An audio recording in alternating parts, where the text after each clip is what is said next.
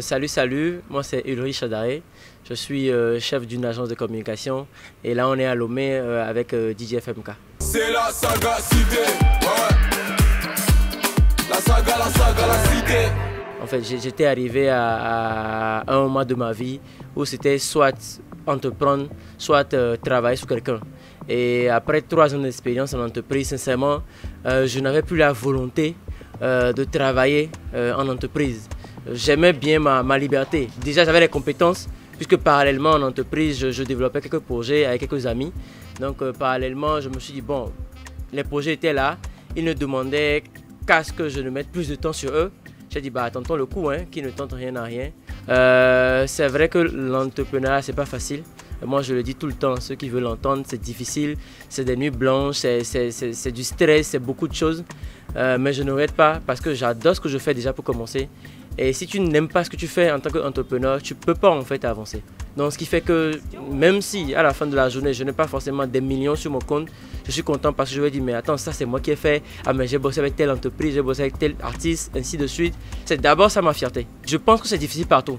Okay? Maintenant après chaque pays offre des ouvertures ou des possibilités ou des facilités voilà, à sa communauté.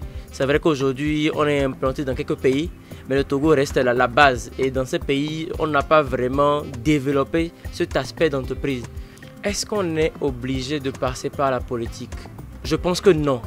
Mais à un moment donné de ton parcours, tu vas travailler sûrement avec certains politiques. Parce qu'à un moment donné, si je suppose que tu te lances dans l'entrepreneuriat par passion et que tu fais bien, on va te remarquer et on va vouloir travailler avec toi. Ce sont les politiques, je pense, qui payent le plus et les entreprises en fait. Donc si tu veux gagner de l'argent, tu es obligé, je pense, de travailler avec eux pour arrondir tes fins du mois. Maintenant, tu n'es pas obligé de faire de la politique. C'est-à-dire aujourd'hui, par exemple, tu peux bosser avec un politique, mais ne pas forcément être d'avis avec ce politique-là. Ça reste business.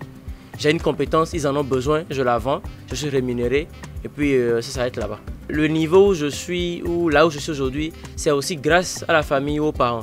Il y a un investissement de base qui a été fait. J'ai été éduqué, j'ai été à l'école. Il y a beaucoup de dépenses qui ont été faites. Donc oui, ils ont soutenu d'une manière ou d'une autre. C'était mon choix et ils n'ont pas été contre. Okay, voilà. Et puis bon, tant que ça paie les factures que je vis, je ne viens plus demander de l'argent. Je pense que tout le monde est content, quoi. Et que ce n'est pas dans l'illégal surtout. Je pense que ça va. Bon, mes plus grandes réalisations, la plus connue aujourd'hui, je peux dire que c'est Niado Magazine. Qui est un média, je vais dire numéro 1 d'infodivertissement Togo. C'est le plus connu et ma plus belle réussite. Donc je pense qu'aujourd'hui chaque réussite vaut le coup. Chaque projet, j'en suis fier quoi. J'en suis fier. J'y ai mis un peu de moi, un peu de mon âme, un peu de tout ce que ma sueur et tout ce que tu veux.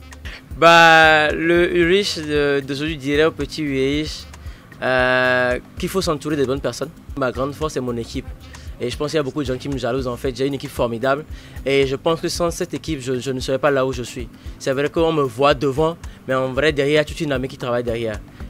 Pour moi, c'est la base. Parce qu'il y a des moments où en fait, on n'a pas de prime à payer, on n'a pas de salaire, mais ils sont là en fait. Ils sont là parce qu'ils croient en toi. Je dirais en fait que entreprendre, c'est un peu comme être le capitaine d'un bateau. Un peu comme tu étais le messie en fait. Il faut prêcher. Il faut convaincre des gens, de croire en toi. Il faut les convaincre peut-être d'aller cogner un mur avec toi en te disant non, il n'y a pas de souci. En sautant peut-être de la falaise, vous allez construire un parachute. En fait, il faut vraiment qu'il y ait, je dis que c'est une religion. Un entrepreneur, un vrai entrepreneur pour moi, ce n'est pas un patron, c'est un leader et c'est une religion. Il faut pouvoir avoir des disciples qui croient en toi et qui te suivent, quoi qu'il arrive, entre vents et marées. Ensuite, je lui dirais aussi que ce sera difficile. De n'attendre rien de personne. En fait, personne ne lui doit rien en fait. Il doit tout gagner. Donc c'est à toi en fait de le convaincre par rapport à ce que tu sais faire de mieux pour qu'il ait confiance et qu'il puisse te donner ta chance. Les clients ne payent pas. Ça, il faut s'y attendre et s'y préparer. Le monde de l'entrepreneuriat, c'est vraiment la jungle. Les gens vont te devoir de l'argent, les gens vont ne pas te payer, tu vas devoir faire des nuits blanches, tu vas devoir courir derrière certaines personnes. Le dernier conseil que je lui donnerai, c'est qu'en fait, en vrai, dès que tu commences par entreprendre, c'est qu'en fait, tu es fiché, tu es dans le système. Et le système ne pardonne pas. Que tu aies fait faillite ou pas, tu vas payer tes impôts, tu vas payer des charges, tu vas payer le loyer. Ton propriétaire ne saura pas que tu es en faillite, il ne saura pas que tu n'as pas reçu de salaire, je ne sais pas trop quoi. Lui, il attend son argent. La preuve, il y a eu Covid, mais en fait, j'ai continué pas à payer le loyer, hein, qui est client ou pas. Donc, il va falloir bravir tout ça et y arriver. Donc, c'est un peu ce que je peux dire. Et prier beaucoup aussi. Ça reste, je pense, c'est la base, je dirais. Mais il faut quand même que je l'ajoute. Et je le dis toujours aussi, là où je suis aujourd'hui, c'est grâce à Dieu. Chaque personne que j'ai rencontrée, chaque client que j'ai eu, chaque position que j'ai travaillé, je me rends compte à chaque fois que c'était pour un but précis. Peut-être que sur le coup, je ne me rends pas compte, mais après 2 tours, je me dis, ah mais attends, ce truc-là, ah mais je comprends maintenant pourquoi cette personne est rentrée dans ma vie, pourquoi ce projet je l'ai fait, parce qu'il fallait que je le fasse pour arriver à tel niveau, à tel. Donc Dieu, il a tracé un chemin pour nous tous, il faut lui faire confiance, il faut prier, il faut qu'il nous guide en fait. Bah, c'était Uri Chadaré, en direct de FMK depuis Lomé. Ciao, ciao.